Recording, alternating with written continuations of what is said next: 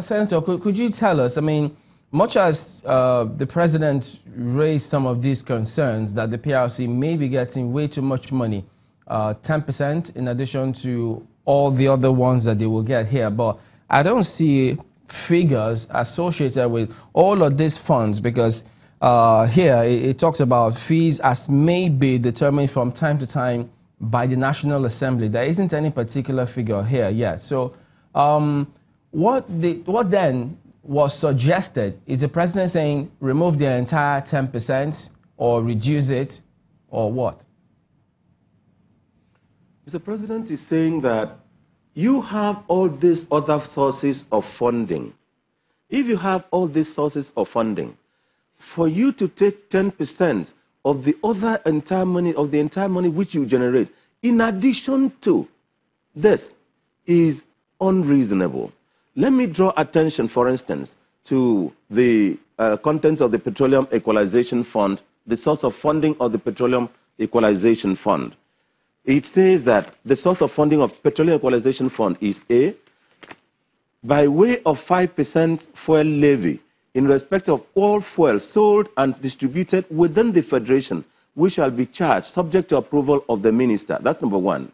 Then all subventions, fees, and charges for services rendered or publications made by the Commission, made by the Equalization Fund. C, all other funding which may accrue to the Equalization Fund. D, any net surplus revenue recovered from petroleum product marketing companies under this Act.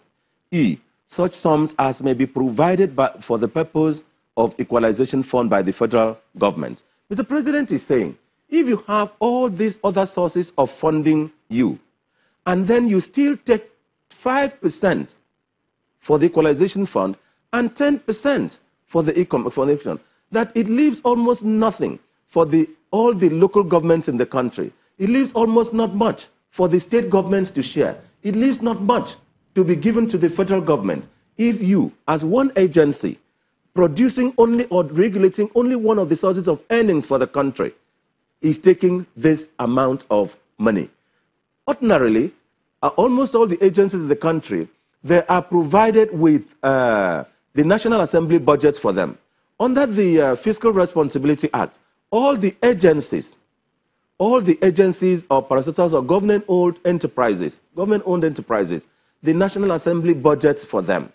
And it is also provided here that you'll be budgeted for.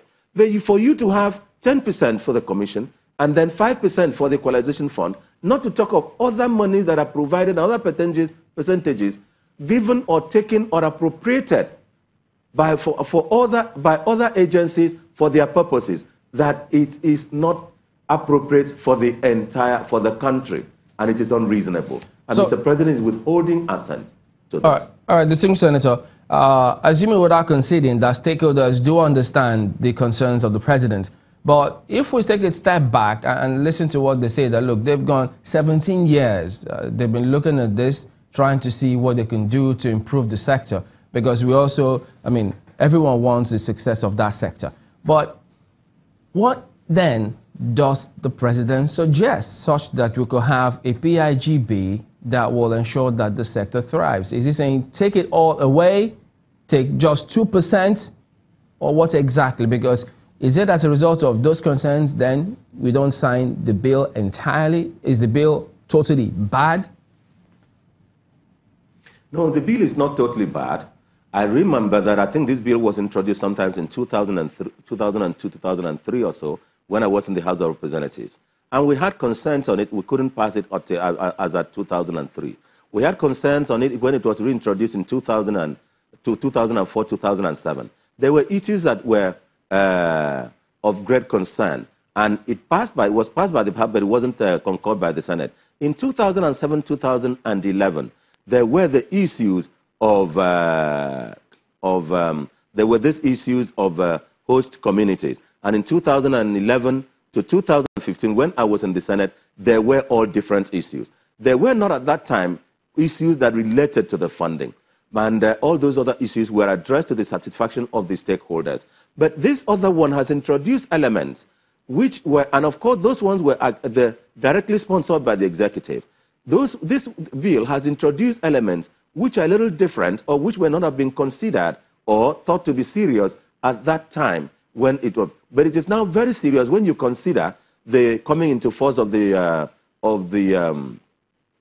Fiscal Responsibility Act. And president as president sees the amount of money that goes into the country, sees the price of oil now, sees the effect of it on the dwindling fortunes of the country, sees the effect of it and what is not available to fund the budget, that we have to, in having a 9-point-something trillion budget, have to look for funding from sources being foreign sources. And Mr. President is considering, look, if we make this, if you don't take this percentage of money, we will have so much to fund the federal budget. States and local government will have so much to fund their budget, and we will depend less on borrowing to fund our capital project. And so Mr. President is considering that it will be unreasonable to assent to this bill in this state. But like I assured earlier, we normally engage with the legislature, and if it were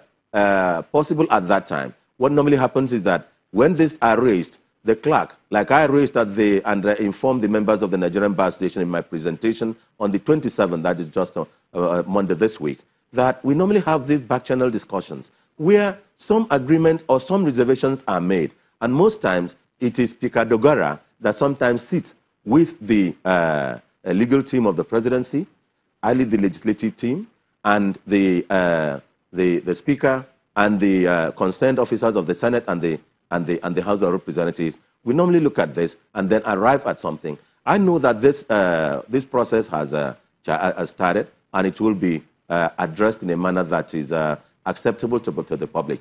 You know, if Mr. President, when Mr. President or a governor has reservations to even one item, yeah, even if all the entirety of it are correct, he cannot assent to it, because they cannot correct one section and I cannot correct one section and have reservations with the other.